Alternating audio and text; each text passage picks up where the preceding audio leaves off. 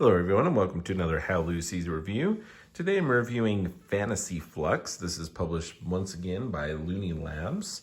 Along with their many other Fluxx games, this is now the fantasy version. So, if you're not familiar with Fluxx, pretty simple. You start with 3 cards, you draw a card and you play a card. That's it, right? So very, very simple. The goal of the game is to meet the objective of the current goal card. So your goal changes throughout the game. You know, the current goal may be as you wish, and you will want the humble young hero and the beautiful princess in front of you, played as they're called keepers. And if you have that and no creepers in front of you, you will win the game. So that's basically it. There's cards in here that allow you to do actions and change the rules of the game. So instead of drawing 1 card, you're going to draw 4 cards. You can have a second goal, double agent. After this, whoever plays a new goal must choose which card. So you're going to have this as a new rule. You set that aside, and now you can actually have 2 goal cards. There's play all, where instead of playing 1 card, you're going to be playing all of your cards every single turn, whether you want to or not. So that's kind of the general gist of the game. These creeper cards, there's some things that are a little specific. Basically, if you have a creeper in front of you, you cannot win unless a card says otherwise. So here we have the Dark Lord. When you draw this, you immediately place it in front of you. So it's no option. When you draw this, you place it and you draw a replacement. As during your turn, you can move this card. Now, this is specific to the Dark Lord here now at this point. You can move this card to another player if you discard a keeper. So if I had here a keeper in front of me, the inconceivably smart fellow, I'm going to go ahead from Princess Bride. That's awesome. If I discarded, put it in the discard, then I could actually move the Dark Lord to someone else. But, you know, I may have a goal in my hand that actually want the Dark Lord.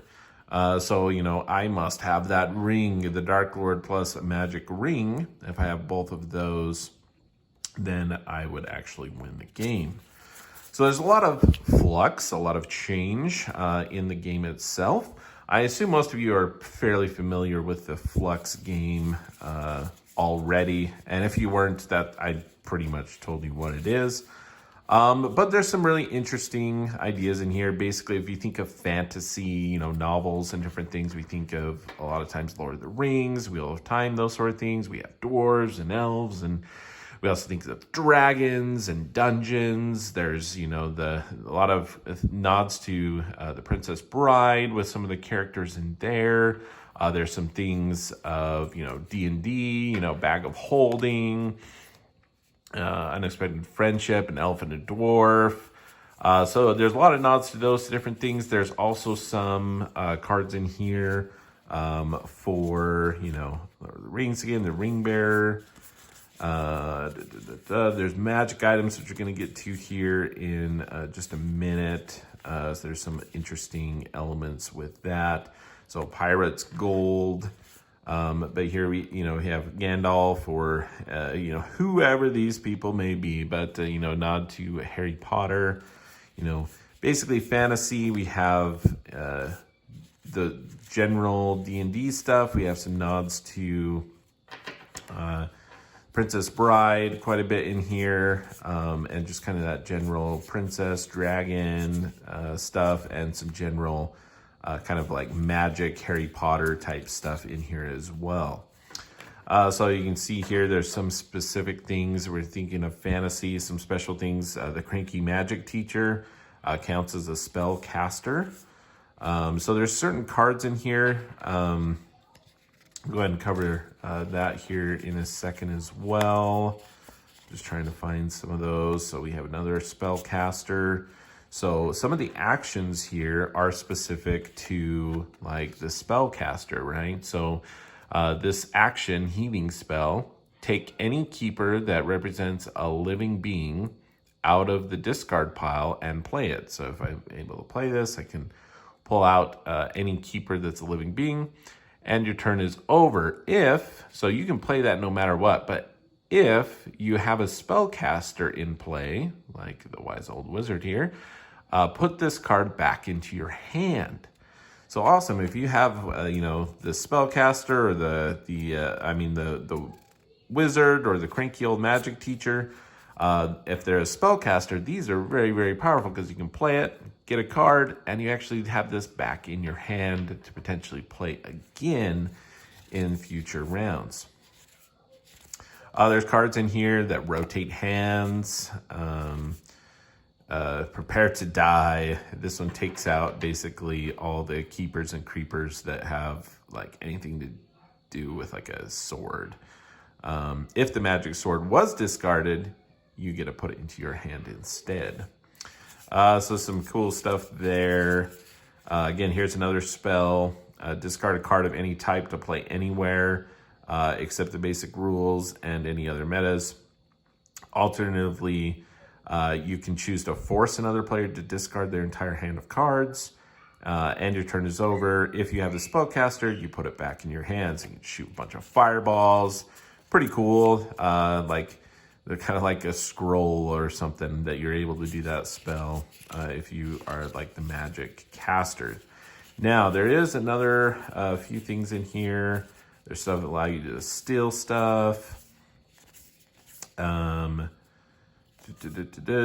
Trash something, jackpot. That's just a simple, real nice card. You draw that, you get a bunch more cards. Having a lot of cards in your hand is really, really helpful as you're able to kind of see and be able to maybe meet goals and see, here's a fellowship of sorts for that.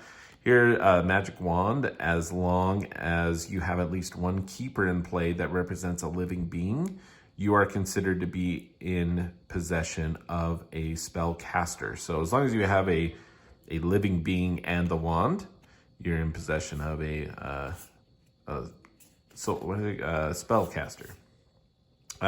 But some of the keepers have other abilities. We have a trove of treasure. During your turn, you may discard this to steal a keeper. There's surprise cards in this version. There's been surprise cards in other versions as well, I believe. But basically, allowing you to play out of turn elements of kind of canceling someone's thing. You can also, it gives during your turn, you can do this. Anyway, you can also cancel other surprise cards. So there's different surprise cards in here that are affecting kind of the different elements there. The dragon, if you move this card to another player, you may discard any keeper or creeper they have in play. So you can move this card maybe to take out one of their other ones. It's kind of cool. The dragons has that. Bag of holding, you can ignore all hand and keeper limit rules. Those are rules that can come up. You don't start with any, but they can come up and they can make things a little more difficult. So having the bag of holding could be very helpful. We have evil creeper here. Basically, you attach this to something and they stay together until otherwise. The castle, magic sword. During your turn, you can move one of your creepers to another player. So you can get rid of one of these creepers and stuff like that. The biggest kind of new thing in this one, so a lot of these are kind of similar to, other Fluxx games, very similar. There's another one. I like the text and how they had this one. It was pretty cool. The dungeon. You can discard this card if you discard the trove of treasure or the magic ring from play. So you can get rid of the dungeon that way.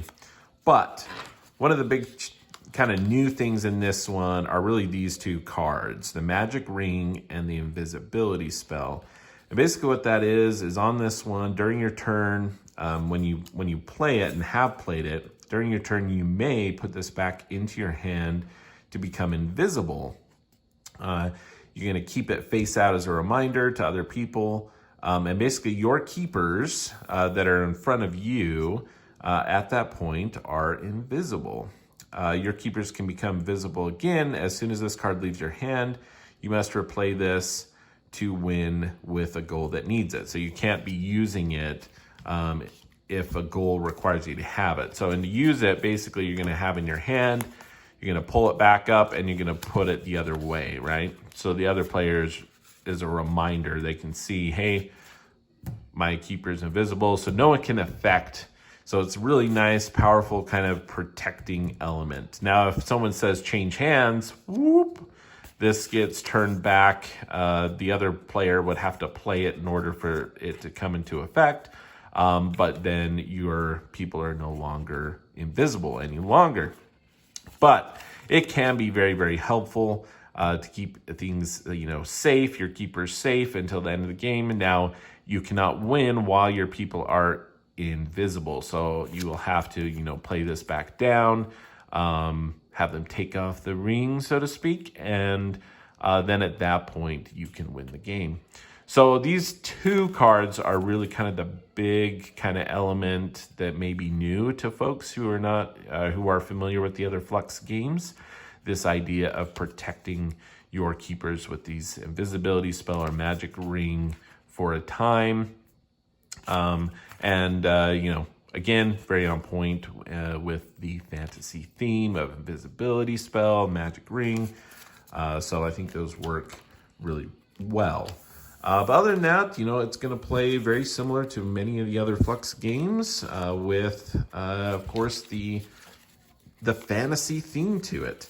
So if you're familiar with Fluxx and you really like the fantasy theme, you like the idea of kind of casting magic spells and trying to get spellcasters to do that sort of thing, and having all of that and that element, this is what Fantasy Fluxx looks like and how it plays. And it's a great addition to Fluxx. I think the theme actually works really well. Initially, I was kind of like, oh, it seems very Lord of the Rings, Harry Potter, and Princess Bride, and maybe some of that, but it was kind of those other elements. But then I was thinking, what else would they have been in there?